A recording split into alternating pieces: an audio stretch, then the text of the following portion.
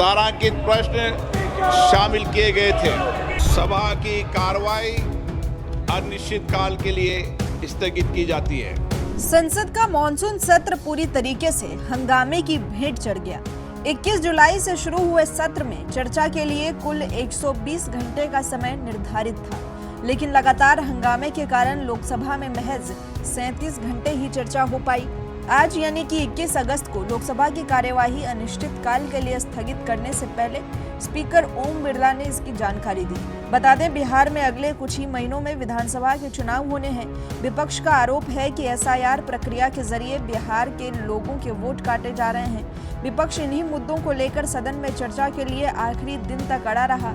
इस बीच संसद में नारेबाजी, बिल फाड़कर फेंकने और तख्तियां लहराने जैसी कई घटनाक्रम देखने को मिले।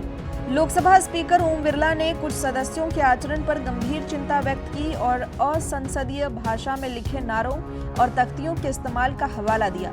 मॉनसून सत्र के आखिरी मिनट में भी विपक्ष के सांसदों की सदन में नारेबाजी देखी गई। विपक्ष के सदस्य लोकसभा में वोट चोर, गद्दी छोड़ के नारे लगाते रहे। ओम बिरला ने कहा कि हमारे आचरण पर पूरे देश की नजर है। उन्होंने सभी सदस्यों से सदन की गरिमा बनाए रखने और दुनिया के सबसे बड़े लोकतंत्र के मूल्यों की रक्षा करने का आग्रह किया। स्पीकर के समझाने के बावजूद भी हंगामा जारी रहा। इस सत्र में कार्यसूची में 419 तारांकित प्रश्न शामिल किए गए थे, किंतु लगातार नियोजित व्यवधान के कारण केवल 55 प्रश्न ही मौखिक उत्तर दिए जा चुके हैं। हम सभी ने सत्र के प्रारंभ में तय किया था कि हम इस सत्र में 120 घंटे चर्चा करेंगे।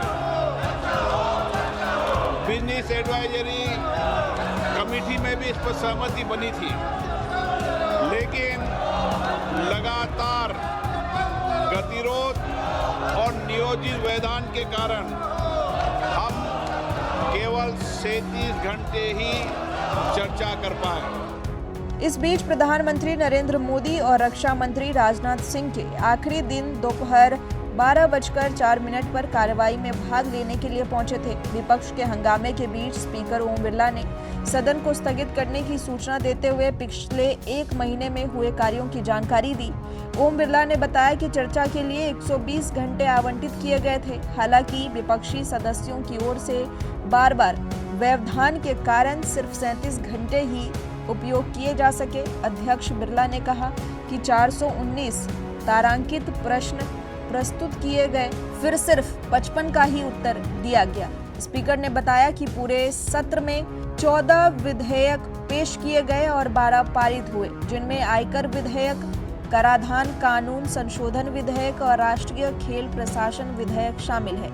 ऑनलाइन गेमिंग विनियमन विधेयक भी पारित हुआ। हालांकि संविधान में 130वें संशोधन विधेयक को संयुक्त संसदीय समिति को भेज दिया गया। स्पीकर ओम बिरला ने सदन को जानकारी दी कि 28 और 29 जुलाई को ऑपरेशन सिंदूर पर एक विशेष चर्चा हुई, जिसमें प्रधानमंत्री मोदी ने सदन को संबोधित किया। 18 अगस्त को भारत के अंतरिक्ष कार्यक्रम की उपलब्धियों पर विशेष चर्चा की गई। सदन के आखिरी दिन सदस्यों के आचरण पर टिप्पणी करते हुए स्पीकर ओम बिरला का स्वर कठोर था। उन्होंने हंगामा करने वाले सांसदों से कहा कि जनप्रतिनिधि के रूप में हमारे आचरण और कार्यप्रणाली को पूरा देश देखता है। जनता उम्मीदों के साथ यहाँ चुनकर भेजती है ताकि उनके हित के मुद्दों और विषयों पर चर्चा की जा सके। इसके बाद उन्होंने प्राप्त कई स्थगन नोटिसों पर विचार करने से इनकार कर दिया, लेकिन कुछ समितियों की रिपोर्ट प्रस्तुत करने सहित कुछ संक्षिप्त कार्य की अनुमति दी। कल्याण वैजनाथ राव काले ने रसायन और उर्वरक संबंधित स्थायी समिति की रिपोर्ट पेश की। गजेंद्र सिंह पटेल ने 2024 और 25 के लिए सामाजिक न्याय और अधिकारिता समिति की रिपोर्ट प्रस्तुत की। इसी तरह गृह मंत्रालय, नित्यानंद राय, पर्यावरण कीर्तिवर्धन सिंह और बंदरगाह एवं जहाज रानी शांतनु ठाकुर, सड़क परिवहन अजय टमटा, शिक्षा सुकांतु मजुमदार और नारायण उदयन मुरलीधर मोहल सहित प्रमुख विभागों के मंत्रियों ने सदन के समक्ष विभागीय पत्र रखे।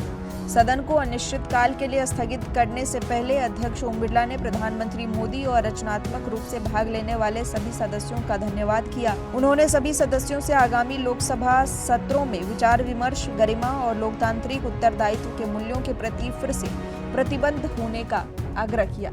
आप इस फैसले को लेकर क्या सोचते हैं? क्या सदन की कार्रवाई को अनिश्चित काल के लिए स्थगित करना सही है या फिर गलत? कमेंट बॉक्स में अपनी राय जरूर बताइए। इसी तरह की और भी वीडियोस के लिए चैनल को सब्सक्राइब कर लें। ये वीडियो अगर पसंद आया हो तो लाइक शेयर जरूर कर दें।